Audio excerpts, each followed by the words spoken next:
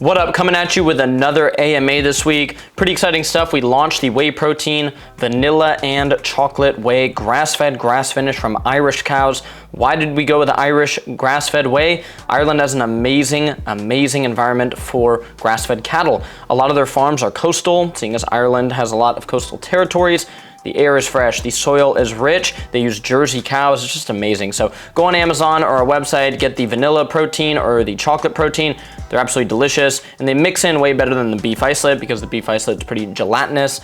So that is live. Kiwi and lemonade electrolytes are probably live by the time you're listening to this. So go on Amazon, type in Santa Cruz Paleo electrolytes, try the lemonade, try the kiwi, those are the new flavors, or get one of the classics like mango, dragon fruit, lemon, lime, orange. Let's dive into this week's AMA. You've been leaving your questions below, which I always appreciate. So let's dive into these questions. Let's get it. The next question is, Brennan, what are your thoughts on dermarolling? So dermarolling has become really popular. People doing cold dermarolling and, gua sha and jade rolling for their skin health. Basically saying that it helps the puffiness on their face is sort of the main thing there. Look, that might be true, but a lot of these things are attacking the 1 or 2% factors of skin health. 98% of your skin health is going to be your sleep and your diet. So that's very important right there to know. If you have that all dialed in, you want to do some dermarolling, I think that's totally fine. But if you're thinking it's going to really completely counteract some eye bags that you have from a 4-hour night of sleep, you're wrong. The next question is, Brennan, I have to get in chlorinated water basically. They're saying they're a D1 swimmer, they have to get in the chlorine, they have to get in the pool, and they're worried about the effects of chlorine on their body. Is there anything they can do? Actually, there is something you can do. So what I would recommend is basically getting a vitamin C spray. I think Mad Hippie makes one, or you could probably make your own by just mixing some vitamin C into some water, and glycerin is another thing. So some of these companies make these rose water and glycerin sprays. You could put some vitamin C in there, mix it up, spray that onto your hair and body before you go in the water. You could also moisturize with beef tallow before you go in the water. Why is that? You can basically create sort of a barrier between your skin and the chlorine. This has been shown. Some people have done some studies on vitamin C and how it reacts with chlorine. It appears to sort of prevent against the negative effects of chlorine. After you get out, I would definitely have a shower filter on your shower. I use organic Jaguar shower filters, code Santa Cruz if you want to get those, but rinse off after. But honestly, here's the thing. You shouldn't worry too much about chlorine because you're getting exercise, man. You're a D1 swimmer. Go get after it. Don't worry too much about it. You can do some stuff to prevent it, but the benefits of swimming and being a D1 swimmer are going to greatly outweigh the negatives of chlorine. So get after it, don't worry too much, but those are some things you can do right there. The next question is, Brendan, what are your thoughts on vitamin D? How much should I be taking daily? What are the benefits of vitamin D? Vitamin D is one of the most important vitamins. And I say vitamins because it's basically a hormone, okay? Vitamin D is extremely impactful. I don't know how in this country people don't know their vitamin D levels and never get them checked. It's insane. When you go to the doctor, it should be one of the first things they do. It costs them about $20 to $40 to get a vitamin D test, and you can go get one for about 40 bucks if you want. Vitamin D is extremely important. How much should you take? It's going to depend on your body weight and how much sunlight you get. I don't take a lot of vitamin D during the summer. It's September 1st right now, and I'm going to start taking vitamin D because it's going to get cloudier. I'm not going to get as much sun. That is when I'll start taking vitamin D. I like to take 5,000 IUs per day. If you really get no sun, maybe you live in the Pacific Northwest or Canada or Minnesota or New York or something, you're not getting a lot of sun, you could probably take 10,000 IUs per day. It's going to depend on you. I highly recommend going and getting your vitamin D levels checked. Also, the government recommendations of where your vitamin D levels should be at are a little low. I've talked to functional medicine doctors who say, no, you actually want it significantly higher than their recommendations. I think their recommendations, let me look them up right now. Vitamin D Rex levels, let's see. So, yeah, these are extremely low. You're looking at micrograms of vitamin D. And when we look at the actual nanograms per ml, so what I've heard from functional medicine doctors, so I've heard that they say you want 60 to 90 nanograms per milliliter on your lab test.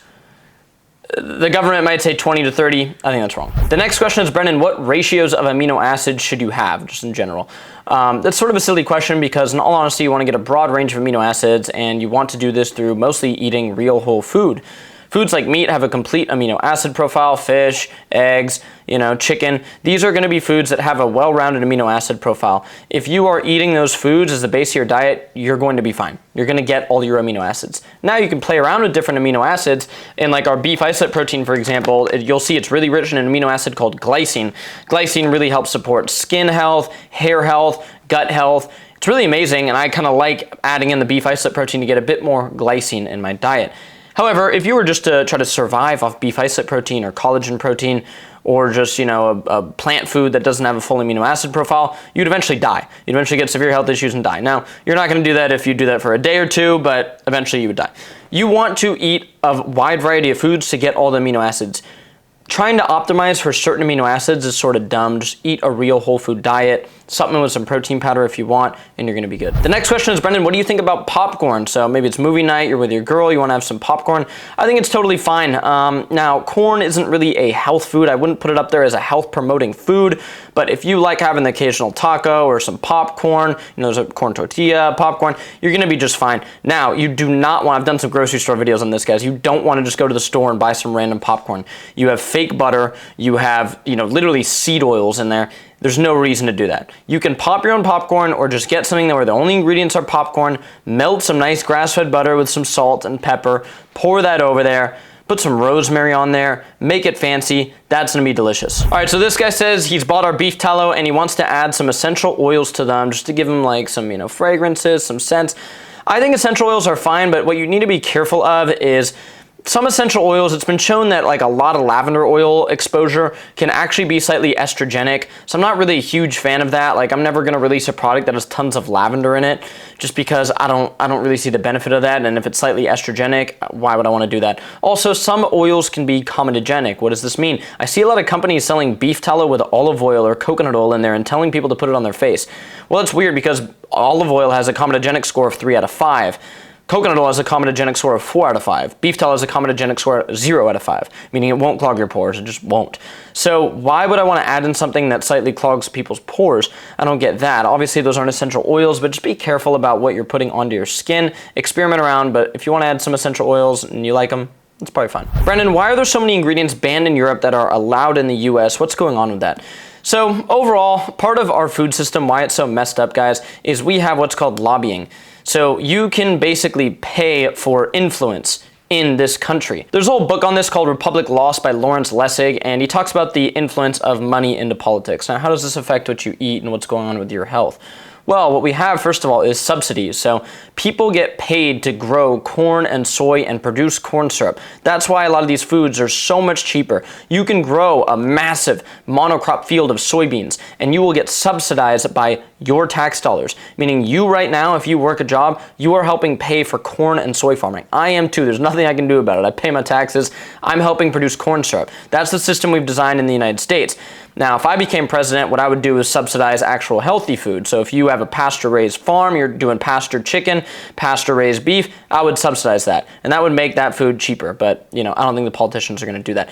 What happens, though, is these major corporations like Unilever, like Johnson & Johnson, they basically have people that are embedded within politics. So if they want to launch a product and it has a certain ingredient, they're going to be able to get that pushed through. If you look up how aspartame was approved, this is a great example of this. You have a pharma company, GD Searle, they get Donald Rumsfeld on their team basically, and they push it through despite a lot of pushback on aspartame. Now, if aspartame is healthy or not, I think there's a good amount of debate about that. But the simple fact is, if you want something done in the United States and you have enough money, it can get done. It can get into your food supply. It's going to get done. In other countries, they don't have as much of that tangle with money and politics. So that's why you need to be careful. It's why I do what I do and try to educate you guys, because there is a huge agenda to get you to just eat whatever. It's not bad. Oh, eat this, eat that. Red 40's fine. I don't believe it. The next question is, Brendan, what is your take on Soylent? Soylent was this drink that I feel like it was really popular a few years ago, where it's basically stating that all you need to do is drink like a few of these drinks per day. It's going to give you all your nutrients. And it was a joke. It was the worst thing I've ever seen, honestly. It had seed oils, sugar, preservatives, gums. It was probably the most disgusting thing ever. You literally, I'm not joking, you couldn't pay me $100,000 to drink one of those. It is disgusting. And to tell people that they can survive off this, it was basically this group of people that were, it was a lot of like tech people that were like, oh, I can just drink this and I don't have to worry about food. It's just this classic oversight that a lot of people have where they think that, oh, food's just something that I just gotta eat, I just gotta get it in, and that's it, I just gotta get some food in. No, food is literally life. You are what you eat, and it can massively change the way you feel, the energy levels you have. So that group just completely missed it. Brendan, I just broke my wrist. What can I do? So, okay, here's what I would do if I broke my wrist. So about 6-7 years ago, maybe 8 years ago, I was playing soccer and I broke my nose. I got kneed in the nose. It was horrible. Oh, it sucked. Broke my nose. Here's what I did and what I would recommend for you. So first thing I would look into is N-acetylglucosamine. N-acetylglucosamine is a supplement that's going to help synovial fluid production. So we have it in our food of the gods, but yeah, N-acetylglucosamine, I would definitely be taking that. I would get a collagen-rich protein, either a collagen protein or our beef isolate protein. I would be having that daily. It's going to help with cartilage. It's going to help with wound healing. I would definitely be having that, along with just a healthy protein diet. Some whey protein in there as well. Get a good amount of protein in. It's literally going to help your body rebuild. Next, we look at calcium. I would get some high-quality dairy. You want to get some low-temp pasteurized, grass-fed milk, some raw farms dairy, something like that. Definitely be getting some good calcium in. You can do yogurt, you can do actual milk, you can do raw butter, you can do cheese. Get some good high quality dairy in. That is going to be absolutely key. The next thing I would look towards for managing pain is I'm a big fan of our turmeric CBD caps, santacruzmedicinals, or just get some good high quality turmeric. I don't think turmeric is something you need to take long term or even every day, but when I get injured, I like to do some good turmeric. That's going to be key. The other thing I'll look into is magnesium. Get some magnesium glycinate, take that in the evenings. It's definitely going to help you sleep and get that recovery. So just rest, relax. Here's the other thing. The new way of looking at injuries, what all these elite physical therapists are doing and doctors and just the way it's going, is they're taking off that cast way earlier. And they're sometimes even doing soft casts. Because what they're finding is when you just make something crazy in a cast, it actually doesn't help healing as much. Now, of course, if you shatter your wrist, it needs to be in a cast for a bit. But if you look at what they're doing with elite athletes like LeBron James and all these people, soft casts, more movement, try to talk to a physical therapist that's on the cutting edge and get some good rehab for that wrist. The next question is, Brendan, what are the best protein bars if you're on the go? So the best protein bar I've seen that's available everywhere is Epic brand bars. It's basically these jerky bars. I like the bison and cranberry ones, and actually just packed some of these in my backpack. We went up to the lake with the boys, and I'm like, if I'm in the car, I'm getting hungry, I can eat one of these because the ingredients are pretty good. I really haven't seen too many other protein bars that have good ingredients. There's some bars that use collagen, but like at the end of the day, to make a protein bar, you usually need to add in some type of preservatives. So I haven't seen any that I really like. Most of them are just a mixture of nuts and protein and sweeteners. It seems to be a really common protocol. I think RX bars are pretty decent. You have dates, nuts, and I think egg white protein in there. So RX bars decent, but I would get some Epic bars if I were you, or just pack some food away in a Pyrex. The next question is, Brendan, which would you pick, a glass water bottle or water in like one of those steel bottles? So I actually do both, and here's why. First of all, they're both totally fine. It's because they're not going to expose your water to BPA. They're not going to expose it to contaminants that other plastic water bottles would expose it to. I have a Yeti, and during the summer, it's really key when I keep my water and electrolytes in my car. If I come back and they're in that glass bottle, they're going to be hot.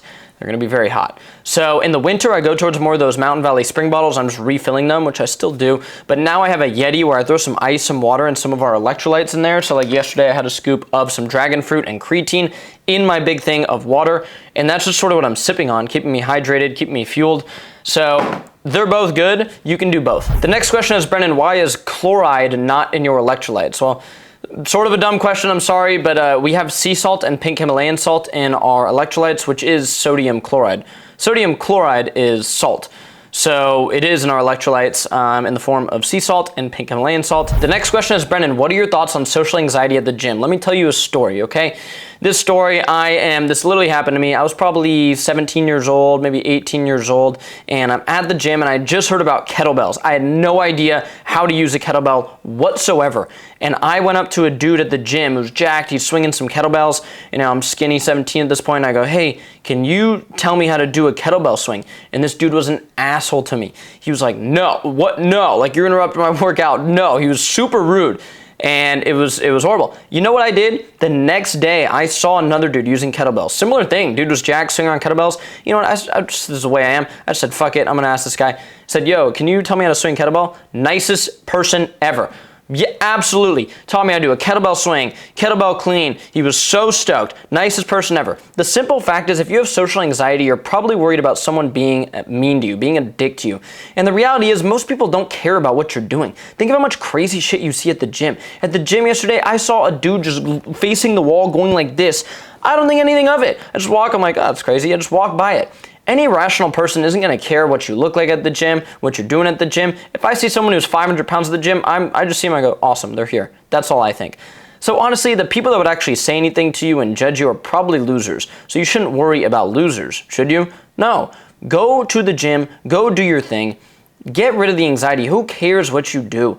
It's all good. We're floating through a rock on space, dude. So go work out, go to the gym. If anybody's mean to you, tell them off. The next question is, Brendan, are there any updates with a new cookbook? So we have my cookbook out right now. It's like link in the bio, and it's a hitter. I mean, we have people making these recipes all the time. Beef stew is such a crazy hit. The chicken, there's a recipe for cod in there. I see a lot of people making. We are gonna do more recipes and probably a new cookbook, but I'm working on it. I like to dial stuff in. I don't like to rush anything, so yes, but it's probably gonna be, 4 or 5 months out. The next question is, Brendan, I'm a soccer player, and whenever I get an intense game in or practice intensely, I feel like I'm gonna pass out and I get a headache. What should I do? So, first of all, you probably know what I'm about to say. If you're not supplementing with electrolytes before your game, you're lacking.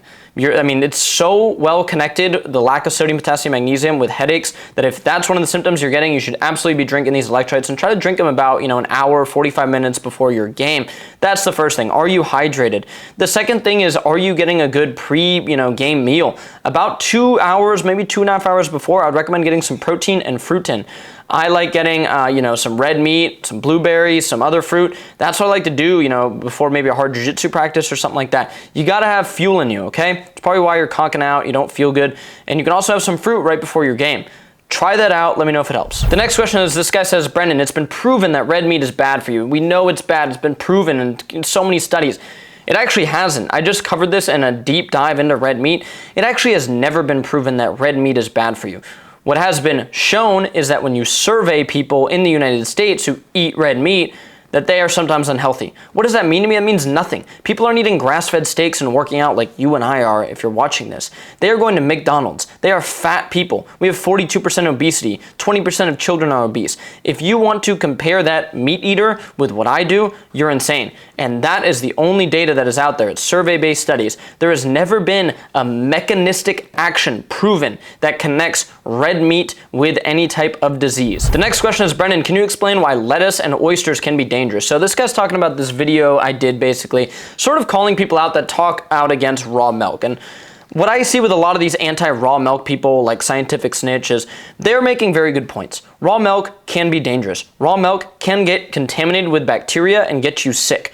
That is a fact, 100%. I don't disagree with that. But so can oysters, so can lettuce, so can cantaloupe. Lettuce kills hundreds of people every year. You can look it up. Sushi kills hundreds of people every year. You can look it up. Oysters kill a lot of people. They kill more people than raw milk. And you might say, well, more people eat oysters. Okay. What I'm saying is, why don't those creators make videos about that? And some do, but some don't, okay? The point I was trying to make isn't to avoid oysters or avoid lettuce. The point I'm trying to make is, how soft do we want to get as a society, where we say if a food gets anybody sick, we need to make it illegal. Raw milk is illegal in many states. I think that's ridiculous. I do think having an age limit on it or something like that would be totally fine, but if you are a 21-year-old human being in the United States, and I can go buy a bottle of vodka this big that could kill a whole family. I can go buy cigarettes and, enough alcohol to kill a couple of families, right? I can't go buy a small thing of raw milk because I don't understand the risks of drinking it. Insane. I don't get it. What are we going to do? Ban oysters? Ban sushi? I mean, come on. The next question is, Brendan, what do you think about Subway, Jersey Mike's? What is the best sub shop to pick? Listen, man, I hate Subway. I hate Subway so much. I hate all these sub shops, these chains. Don't pick any of them. How about that? You want to get a nice sandwich? Go to a local deli, okay? Go to a local business. You're going to go to, there's more Subways than McDonald's in this country. They got caught putting an ingredient that was in a yoga mat. It's literally a yoga mat ingredient in their bread. If you want to go get a sub, go to a nice local deli or something like that. And of course, is that healthy? No, it's really not the healthiest thing ever. But you know what you're not doing is supporting some mega conglomerate that had Jared as their spokesperson. We all know what happened to that guy, and puts yoga mat chemicals in their bread. I think it's disgusting. So you want to know my answer, dude? Don't go to any of those. Go to a local deli, get something like that if you want a sandwich. The next question is, Brendan, how can I naturally improve my eyesight? So there was a Stanford expert in eye health on Andrew Huberman's podcast, and I'll summarize some of the things he said right now about eyesight. And basically what it is, spend more time outdoors. That was his main point. They've even done studies where people use their computer or phone outdoors and it's better for their eye health. He said with his own kids, when they want to use the iPad or computer, he makes them do it outdoors because you're getting a natural spectrum of light into your eyes, and that is tremendously beneficial. Also, exposing your eyes to the sun, not looking directly at the sun, but just like getting outside in the morning and in the evening is essential for your circadian rhythm and eye health. He also talked about eye exercises you can do. You can look these up on YouTube. They do appear to be valuable. The other really interesting thing he talked about is wearing glasses appears to be like putting a cast on your eyes. Now, my eyesight is not perfect. I can use reading glasses if I want. I'm sure if I didn't know about all this stuff, I would use reading glasses. And I can totally read, like I can read what's on the screen right here, easy. But you know what? I don't use the reading glasses. I only use them if I'm really stressed or I've gotten no sleep and I really want to just make my life easy. But guess what? They appear to worsen your vision if you use them. So I wouldn't use them all the time. If you really need them, wear your glasses, of course, not saying that.